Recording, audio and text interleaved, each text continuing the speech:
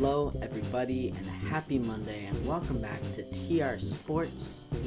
Today, we're not doing a podcast, we're actually doing a mock draft for the NFL, because a draft is coming up on Thursday, and I have made my final mock draft, and I'm ready to show it off to all of you. And I'm going to go through the first 8 picks in the draft, and I'm also going to address some other players and why I think, a player won't go in the top 8 or why a player stock is falling and something like that. And I'll also address, if I think the pick is good. Because this is who I think they're going to pick, not necessarily who I think they should pick. So, let's start number 1 with Arizona. So, Arizona picks Kyler Murray out of Oklahoma. I mean, who doesn't expect this at this point? And to even put the icing on the cake, Arizona gave a schedule hype video, and they didn't have their quarterback right now, Josh Rosen, in it. So, people have been saying they're going to pick Kyler Murray for a long time, because also their head coach said if he had the number 1 pick, he would draft Kyler Murray. He said that while coaching a team in college. But it looked like that prophecy is going to come true. And, he won the Heisman this year, is all you have to say. He played really well. 69% completion rate, 4,361 yards, and 42 TDs, and 7 interceptions. The man can run. He's a great running quarterback. The only doubts he had really coming into the draft were his height. And that was kind of laid to rest because he was 5'10". I think personally, if he was 5'9", 5'8", it would be a bit of a different situation. But, 5'10" looks a lot different on paper than, something like 5'8". So we're going to move on to the second pick, who the 49ers possess. And this one, it wasn't that tough of a pick for me to decide. We have Nick Bosa out of Ohio State going to the 49ers. And, his brother is an NFL star. Joey Bosa is great. And I think Nick Bosa is going to be a very good defensive end in the league. And I feel like he could be a Pro Bowler. As I said in my podcast, TR Sports, our first episode came out. As I said, Nick, I don't think he has as high of a ceiling as some other players in the draft, but he's got a 97 rating, and he had a good year. He only played a couple games, didn't play that many because he got injured and decided to sit out the rest of the season with Ohio State. But let's look at 2017. He had 8.5 sacks. This year he had 4 in only 3 games. So Nick Bosa, definitely, I think he's gonna be a surefire, maybe not star, but definitely a really good player for the 49ers. And yes, you have to say, right, they already have Solomon Thomas from a couple years ago, and they're drafting a lot of defensive linemen.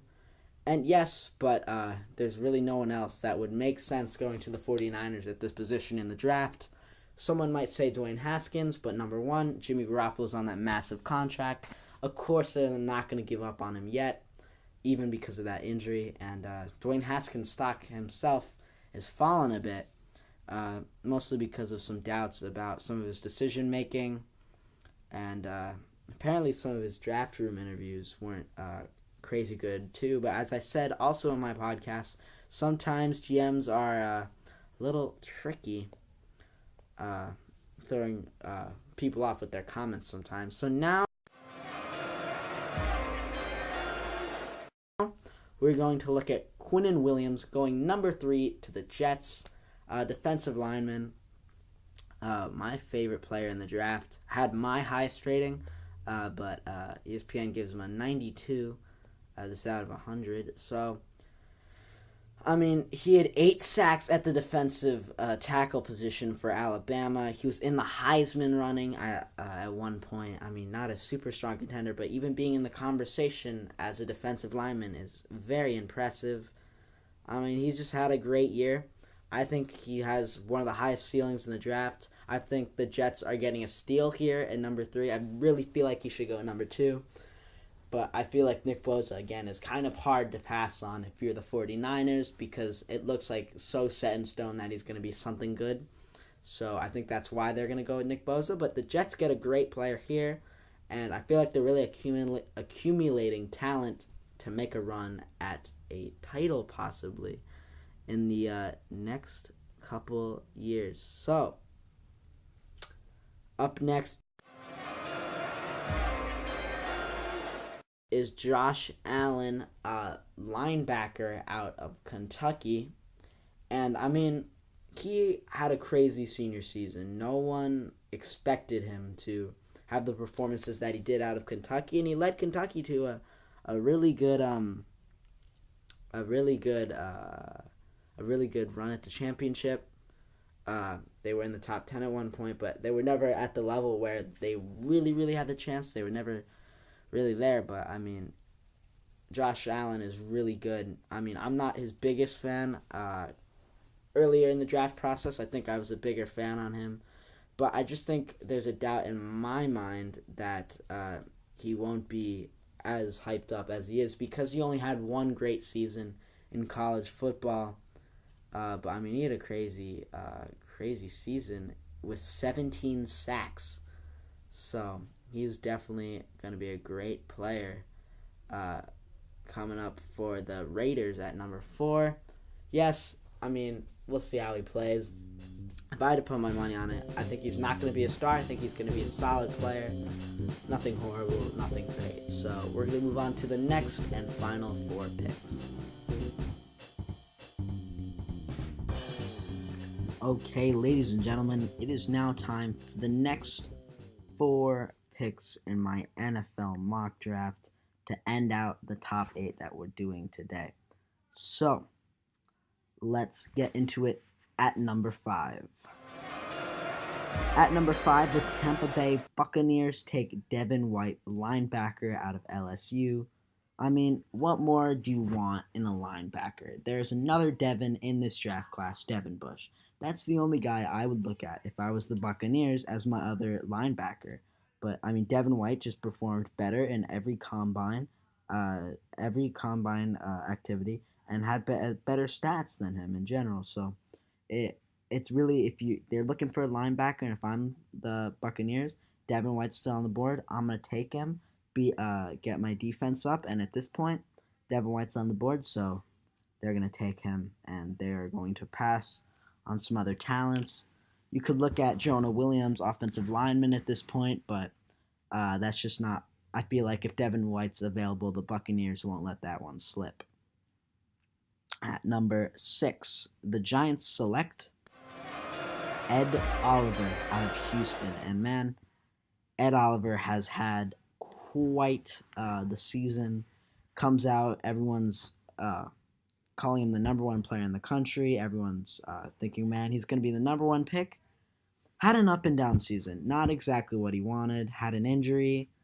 Played for Houston. I mean, it was a rough season for him, and his stock dropped a little.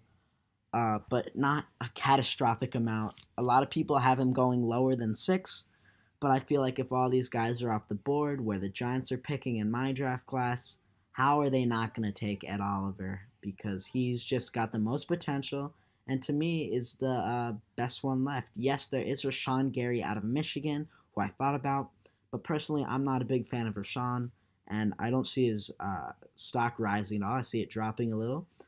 So I think they're going to probably go with Ed Oliver. This is a close one between Rashawn Gary and Ed Oliver. And Jonah Williams too, but I think they're going to go with a defense player definitely at this spot. So I'm going to go with Ed Oliver out of Houston for the Giants. At number 7, the Jaguars, who were super hyped up this season, were let down. Their offense was horrible. They signed Nick Foles, though, as a free agent, so maybe that can help them next year.